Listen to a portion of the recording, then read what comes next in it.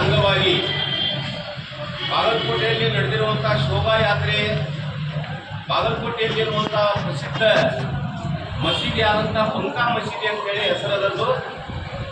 ಆ ಬಂಕಾ ಮಸೀದಿ ಹತ್ರ ರಾತ್ರಿ 9 ಗಂಟೆಗೆ ಬಂದಿರುವಂತಹ ಶೋಭಾಯಾತ್ರೆ ಮೆರವಣಿಗೆ ರಾತ್ರಿ 10:30ವರೆಗೆ ಅಲ್ಲೇ ಕುಣಿದಾಡಿ ಕುಪ್ಪಳಿಸಿ ಪ್ರಚೋದನಾಕಾರಿಯಾಗಿ ಘೋಷಣೆಗಳನ್ನ ಕೂಗಿದ್ದರಿಂದ ಅಲ್ಲಿ ಯಾರೋ ದುಷ್ಕರ್ಮಿಗಳು ಕಲ್ಲೆಸೆದಿದ್ದಾರೆ ಅಂತ ಹೇಳಿ ಒಂದು ದೊಡ್ಡ ಗಲಿಭೆ ಅಲ್ಲಿ ಆಗೈತಿ. ಇಲ್ಲಿ ಪ್ರಶ್ನೆ ಏನ್ ಕಾಣ್ತೈತಿ ಅಂತಂದ್ರೆ, ಯಾವುದೇ ಮೆರವಣಿಗೆ ಹೋತಂತಂದ್ರೆ ಬಹಳ ಆದ್ರೆ 5 ನಿಮಿಷ 10-15 ನಿಮಿಷ 1.5 ತಾಸು ಅಲ್ಲೇ ಒಂದು ಧಾರ್ಮಿಕ ಸ್ಥಳದಲ್ಲೇ ನಿಂತು ಒದರಾಡುದು ಕೂಗಾಡುದು ಮಾಡುದು ಇದು ಏನೈತಿ ಸರಿಯಾದ ಕ್ರಮ ಅಲ್ಲ. ಪೊಲೀಸರು ಯಾಕೆ ಅಲ್ಲಿ ಮೌನ ಆದ್ರು, ಪೊಲೀಸರು ಆ ಮೆರವಣಿಗೆಯನ್ನು ಮುಂದಕ್ಕೆ ಯಾಕೆ ಒಯ್ಬಾರ್ದಿತ್ತು ಅನ್ನುವಂಥದ್ದು ಪ್ರಶ್ನೆಗಳನ್ನ ಕಾಡ್ತಾವ್. ಆಗಲಿ ಅಲ್ಲಿ ನೋಡಾಕ್ ನಿಂತವರು ಸಹ 5 ನಿಮಿಷ 10 ನಿಮಿಷ ನೋಡಿ ಅವ್ರವ್ರ ಮನೆಗಳಿಗೆ ಹೋಗ್ತಾರ.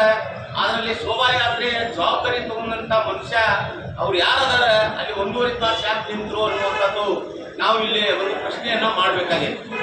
ಈಗ ರಂಜಾನ್ ತಿಂಗಳ ಅಂತಂದ್ರೆ 6:45ಕ್ಕೆ ಮುಸ್ಲಿಂ ಬಾಂಧವರು ಏನೈತಿ ಉಪವಾಸವನ್ನ ಮುಗಿಸ್ತಾರೆ.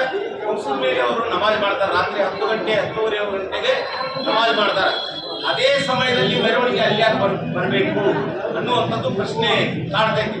ಇದು ಮುಂದಾಲೋಚನೆ ಮಾಡಿ ಮೊದಲೇ ಲೆಕ್ಕ ಹಾಕೊಂಡು ಈ ಟೈಮ್ ರೋಜೆ ಬಿಡ್ತಾರ, ಈ ಟೈಮ್ ನಮಾಜ್ ಮಾಡ್ತಾರ, ಅದೇ ಟೈಮ್ ಹೋಗಿ ನಾವು ಪ್ರಚೋದನೆ ಮಾಡೋಣ ಅನ್ನುವಂಥ ನಿಟ್ಟಿನಲ್ಲಿ ಬೇಕಂತ ಹೇಳಿ ಅಲ್ಲಿ ಮೆರವಣಿಗೆ ಬಂದು ಅಲ್ಲಿ ಏನೈತಿ ಪ್ರಚೋದನಕಾರಿ ಅಲ್ಲಿ ಏನೈತಿ ಗಲಿಭೆ ಆಗೈತಿ ಅಂತೇಳಿ. ಗಲಿಭೆ ಯಾರೇ ಮಾಡಲಿ, ಅವರು ಮುಸ್ಲಿಂ ಆಗಲಿ ಅಥವಾ ಹಿಂದೂ ಆಗಲಿ, ಮುಸ್ಲಿಂ ಮೂಲಭೂತವಾದಿ ಆಗಲಿ ಅಥವಾ ಹಿಂದೂ ಮೂಲಭೂತವಾದಿ ಆಗಲಿ, ಯಾರೇ ಆ ಗಲಿಭೆ ಆಗಲಿಕ್ಕೆ ಪ್ರಚೋದನೆ ಯಾರು ಕೊಡ್ತಾರೆ ಅವರನ್ನ ಕೂಡಲೇ ಬಂಧನ ಮಾಡಬೇಕು ಮತ್ತು ಉಗ್ರ ಶಿಕ್ಷೆ ಕೊಡಬೇಕು ಅಂತೇಳಿ. ಈಗ ಈ ಕಡೆ 8 ಮಂದಿಗೆ, ಆ ಕಡೆ 2 ಬಂಧನ ಮಾಡಿ ಅಂತೇಳಿ ಹೇಳ್ತಾರೆ ಪೊಲೀಸರು.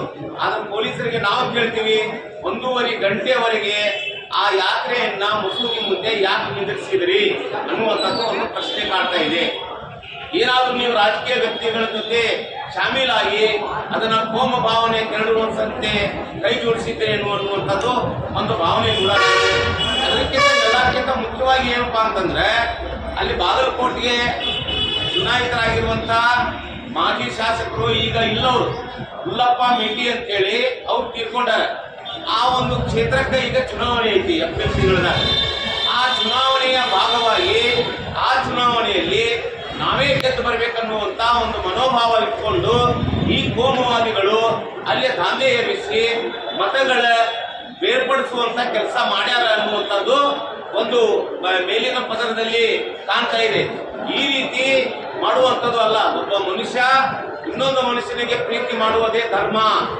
ಒಂದು ಧಾರ್ಮಿಕ ಭಾವನೆ ಉಳ್ಳವರು ಇನ್ನೊಂದು ಧಾರ್ಮಿಕ ಭಾವನೆಯನ್ನ ನಂಬವರೇ ಅದು ಮನುಷ್ಯತ್ವ ಅನ್ನುವಂಥದ್ದು ಈಗಾಗಲೇ ಗೊತ್ತಾಗಿದೆ. ಮತ್ತು ಬಾಗಲಕೋಟೆ ಜಿಲ್ಲೆ ಇದು ಬಸವಣ್ಣನ ನಾಡು, ಬಸವಣ್ಣವರ ನಾಡು, ಬಸವಣ್ಣರು ಹುಟ್ಟಿದಂತ ನಾಡು.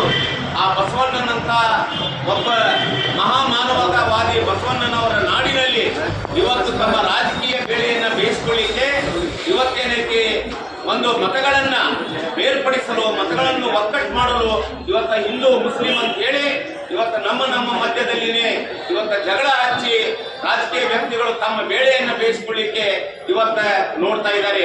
ಅಮಾಯಕರನ್ನ ಜೈಲಿಗೆ ಕಳಿಸ್ತಾರೆ, ತಾವು ಆರಿಸಿ ಬಂದ ವಿಧಾನಸಭಾಗೆ ಹೋಗ್ತಾರೆ ಅನ್ನುವಂಥದ್ದು ನಮಗ್ ಕಂಡು ಬಂದೈತಿ. ಆದ್ದರಿಂದ ಗೃಹ ಮಂತ್ರಿಗಳು ಇದು ಕುಲಂಕುಷವಾಗಿ ಪರಿಶೀಲನೆ ಮಾಡಬೇಕು. ಪೊಲೀಸರು ತಪ್ಪು ಮಾಡಿದ್ರೆ ಪೊಲೀಸರ ಮೇಲೆ ಕ್ರಮ ತಗೋಬೇಕು. ಯಾಕೆ ಅವ್ರ ಮೆರವಣಿಗೆಯನ್ನ ಮುಂದುವರಿಲಿಲ್ಲ ಅನ್ನುವಂಥದ್ದು ನೀವು ಕೇಳಬೇಕು. ಯಾಕಂದ್ರೆ ಈ ಹಿಂದೆನೂ ಬಾಗಲಕೋಟದಲ್ಲಿ RSSನವರು ಶೋಭಾಯಾತ್ರೆಯನ್ನು ಮಾಡ್ತಿದ್ರು, ಪಥಸಂಚಲನ ಮಾಡ್ತಿದ್ರು. ಅವಾಗ ಯಾವುದೇ ಗಲಿಭೆ ಆಗ್ತಿದ್ದಿಲ್ಲ. ಈಗ ಯಾಕೆ ಗಲಿಭೆ ಆಗಾಕತ್ತವು ಅನ್ನುವಂಥದ್ದು ನಾವು ಹೇಳ್ಬೇಕಾಗತ್ತೆ. ಅದರ ಸಲುವಾಗಿ ಏನೈತಿ, ಇದು ಬಾಗಲಕೋಟೆ ಜಿಲ್ಲೆಯಲ್ಲಿ ಆದಂತದ್ದು ಖೇದಕರ ಸಂಗತಿ ಅನ್ನುವಂಥದ್ದು ನಮಗೆ ಕಾಡ್ತಾ ಇದೆ. ನಿಜವಾಗಿಯೂ ಅಲ್ಲಿ ಕಲ್ಲು ತೂರಾಟ ಆಗಿತ್ತಂತಂದ್ರೆ ಅದು ಯಾರು ತೂರ್ಯಾರ ಅನ್ನುವಂಥದ್ದು ಕುಲಂಕುಷವಾಗಿ ಪರಿಶೀಲನೆ ಮಾಡ್ಬೇಕ. ಅಂತವ್ರ ಮೇಲೆ ಅವರು ಮುಸ್ಲಿಂ ಮೂಲಭೂತವಾದಿ ಇರಲಿ ಅಥವಾ ಹಿಂದೂ ಮೂಲಭೂತವಾದಿ ಇರಲಿ, ಅವರನ್ನ ನೀವು ಬಿಡಬಾರ್ದು. ಅವರನ್ನ ಜೈಲಿಗೆ ಅಟ್ಟಿ ಉಗ್ರ ಕ್ರಮ ತಗೋಬೇಕು ಅನ್ನುವಂಥದ್ದು ನಾವು ವಿನಂತಿ ಮಾಡ್ತೀವಿ ಮತ್ತು ಸರ್ಕಾರಕ್ಕೆ ಆಗ್ರಹ ಮಾಡ್ತೀವಿ. ಇವತ್ತು 20ನೇ ತಾರೀಕು, 19ನೇ ತಾರೀಕಿಂದ 24ನೇ ತಾರೀಕುವರೆಗೆ 144 ಕಲಂ ಜಾರಿ ಐತೆ ಬಾಗಲಕೋಟದಲ್ಲಿ. 144 ಕಲಂ ಜಾರಿ ಅಂತಂದ್ರೆ 4 ಮಂದಿ 5 ಮಂದಿ ಕೂಡಿ ನಿಂದಿರಬಾರದು ಮತ್ತು ಓಡಾಡಬಾರದು ಅನ್ನುವಂಥದ್ದು ಆ ಕಲಂ ಹೇಳ್ತೈತಿ. ಆದ್ರೂ ಸಹ 144 ಕಲಂ ಇದ್ರೂ ಸಹ ಇವತ್ತು ಬಾಗಲಕೋಟೆ ಜಿಲ್ಲೆಯಲ್ಲಿ ಪುನೀತ್ ಹಳ್ಳಿಕೇರಿ ಮತ್ತು ಪ್ರಮೋದ್ ಮುತಾಲಿಕ ಬಸವಗೌಡ ಪಾಟೀಲ್ ಯತ್ನಾಳ್ ಅವರು ಇವತ್ತಲ್ಲಿ ದೊಡ್ಡ ಪ್ರಮಾಣದಲ್ಲಿ ಕಾರ್ಯಕ್ರಮವನ್ನ ಮಾಡಿ ಇವತ್ತ ಕೋಮ ಪ್ರಚೋದನೆ ಮಾಡಲಿಕ್ಕೆ ಹೊರಟಿದ್ದಾರೆ. ಅವರನ್ನ ಯಾಕೆ ಪೊಲೀಸರು ತಡೆಯುವುದಿಲ್ಲ? 140 ಕಲಂ ಐತೆ ಮಾಡಕ್ ಬಿಡುದಿಲ್ಲ ಅಂತ ಹೇಳಿ ಯಾಕೆ ತಡೆಯವಲ್ರಿ? ನಮಗೇನ್ ಕಾಣ್ತೈತಿ ಅಂತಂದ್ರೆ ನೀವು ಕೋಮುವಾದಿಗಳ ಜೊತೆ ಹುಡ್ಕೊಂಡಿರಿ ಅನ್ನುವಂಥದ್ದು ನಮಗೆ ಗೊತ್ತಾಗತೈತಿ. ಆದ್ದರಿಂದ ಇದು ಕೂಲಂಕುಷವಾಗಿ ಪರಿಶೀಲನೆ ಮಾಡಬೇಕು ಗೃಹ ಮಂತ್ರಿಗಳು. ಅದರ ಎಸ್ಪಿನೂ ಸಹ ಕೂಲಂಕುಷವಾಗಿ ಪರಿಶೀಲಿಸಿ ತಪ್ಪಿತಸ್ಥರ ಮೇಲೆ ಕ್ರಮ ತಗೋಬೇಕನ್ನುವಂತ ಮಾತನ್ನು ಹೇಳ್ತಾ ಇವತ್ತು ತಹಸೀಲ್ದಾರ್ ಮೂಲಕ ನಾವು ಮಾನ್ಯ ಗೃಹ ಮಂತ್ರಿಗಳಿಗೆ ಮನವಿ ಕೊಡ್ತೀವಿ ಮತ್ತು SP ಅವರಿಗೂ, ಬಾಗಲಕೋಟೆ SP ಅವರಿಗೂ ಮನವಿ ಕೊಡ್ತೀವಿ. ಮಾನ್ಯ ಮುಖ್ಯಮಂತ್ರಿ ಅವರನ್ನು ಈ ಮನವಿಯನ್ನು ಕಳಿಸಬೇಕನ್ನುವಂತ ಮಾತನ್ನು ಹೇಳ್ತಾ ಈ ಒಂದು ಘಟನೆಯನ್ನ ಭಾರತ ಮಾರ್ಕ್ಸ್ವಾದಿ ಕಮ್ಯುನಿಸ್ಟ್ ಪಾರ್ಟಿ ಬಲವಾಗಿ ಖಂಡನೆ ಮಾಡ್ತೈತಿ. ಈ ರೀತಿ ಘಟನೆಗಳು ಇನ್ನೊಮ್ಮೆ ಮರುಕಳಿಸಬಾರದು ಅನ್ನುವಂತ ನಿಟ್ಟಿನಲ್ಲಿ ಅಲ್ಲಿಯ ಪೊಲೀಸ್ ಇಲಾಖೆ ನೋಡ್ಕೊಳ್ಬೇಕು. ಮತ್ತು ಬಾಗಲಕೋಟೆ ಜನತೆಯಲ್ಲಿ ನಾನು ವಿನಂತಿ ಮಾಡ್ಕೊಳತ್ತೀನಿ, ಯಾರೇ ಹಿಂದೂ ಇರಲಿ ಮುಸ್ಲಿಂ ಇರಲಿ ನಾವೆಲ್ಲರೂ ಒಂದೇ, ನಮ್ಮ ಸಂವಿಧಾನದಲ್ಲಿ ಒಂದೇ. ರಾಜಕೀಯ ಬೇಡಿನ ಬೇಯಿಸಿಕೊಂಡವರು ಇವತ್ತು ನಮ್ಮನ್ನ ಬೇರ್ಪಡಿಸಲಿಕ್ಕೆ ಬಂದಿದ್ದಾರೆ. ಆದ್ದರಿಂದ ನಾವು ನೀವೆಲ್ಲರೂ ಕೂಡಿ ಇವತ್ತು ರಂಜಾನ್ ತಿಂಗಳಲ್ಲಿ ಹಿಂದೂ ಬಾಂಧವರು ಬಹಳಷ್ಟು ಜನ ಒಂದು ತಿಂಗಳ ರೋಜಾ ಮಾಡ್ತಾರೆ. ಇವತ್ತ ಅದು ನಮಗೆ ಮಾಡ್ಕೋಬೇಕು.